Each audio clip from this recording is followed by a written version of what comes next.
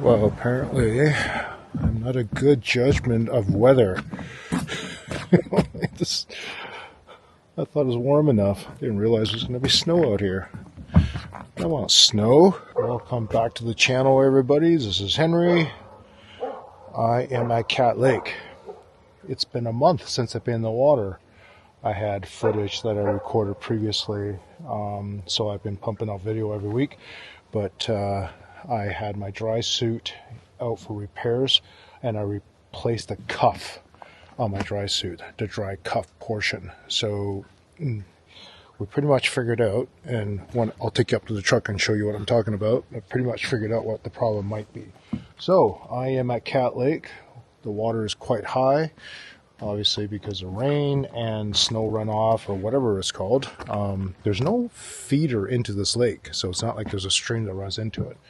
The water just kind of seeps in and seeps out. So, beautiful, beautiful spot. Cat Lake Squamish. And I'm going to go for some trash today. We'll see what happens. I'm going to be out there somewhere. Alright, let me take you up to my dry suit and show you what I'm talking about. Alright, so this is the dry cuff. This is where my dry glove mates onto this, right? So I've replaced this part here, and I replaced the glove several times, trying different things, and changed the O-ring that mates onto this part. And then what I discovered the very last time I did a test, water was leaking in like right along the seam. And this is the dive over a Spring Bay over a Cultus. And I realized that this is the precise spot that water was coming in. And then when I took the suit to the dive shop to get it replaced, what I figured out is there between the inner ring and the outer ring, because that's what pinches this silicone wrist seal on, this ring was slightly warped right there. And it was like just a micron, like you could barely see it, and it wasn't perfectly spherical, right? And that's where the water was getting in. So I replaced this entire cuff, and I did both wrists just in case, and that in theory should be it. So basically the water in theory was seeping in between the inner and outer cuff. So very, very rare thing. I've never, in all the years of diving and all the years that I've owned the scuba diving shop, I've never seen that before. So somewhere along the way, I think I actually warped the outer ring. Just warped it. So don't know how that happened.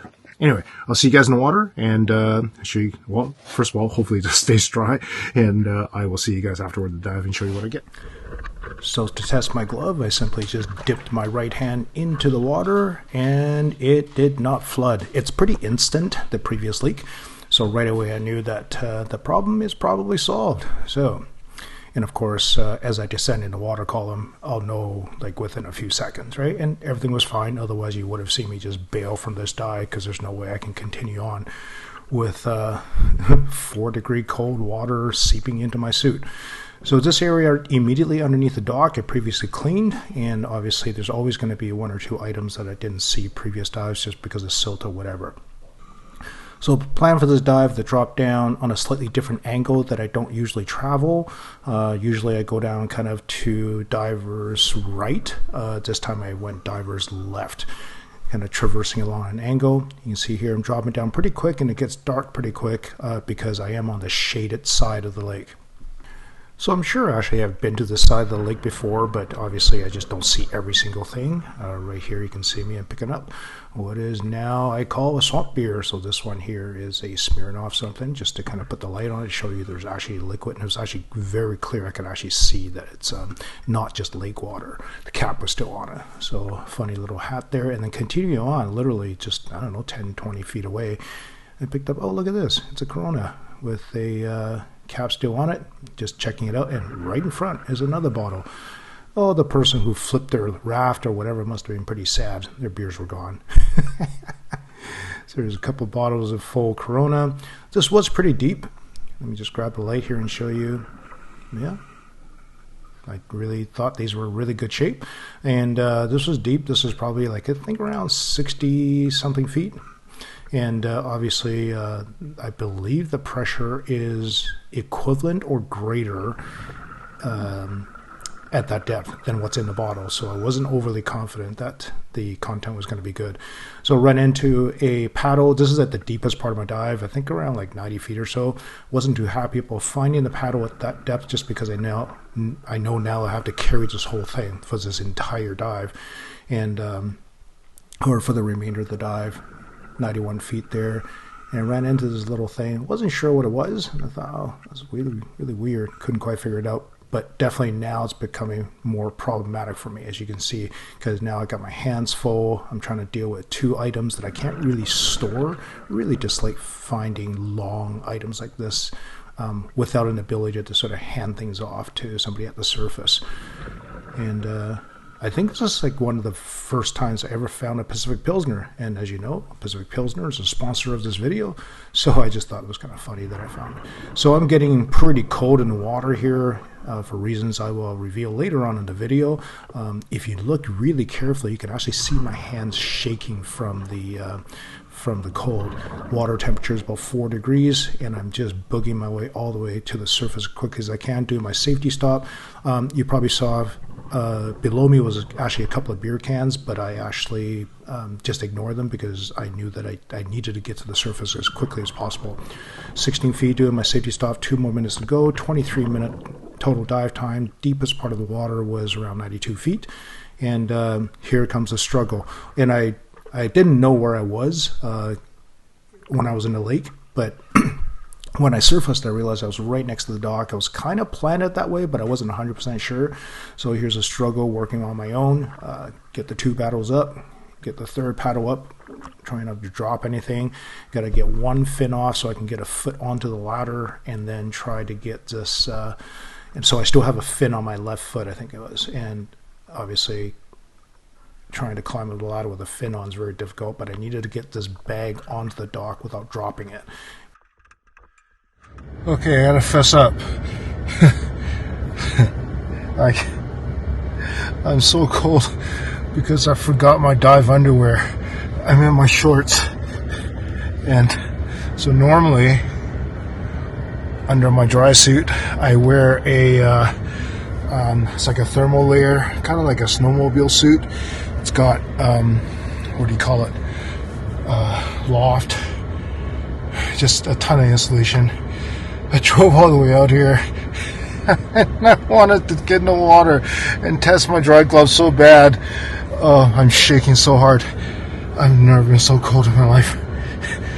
I'm dry under my dry suit.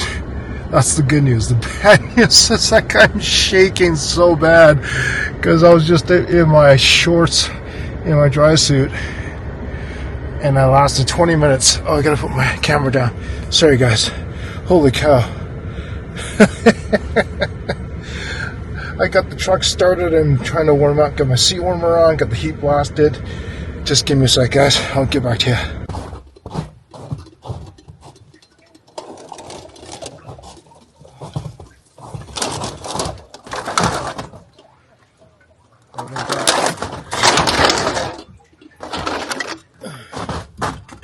Okay, 13 pounds. Feels like about another 6 pounds. So let's call it 20 pounds today.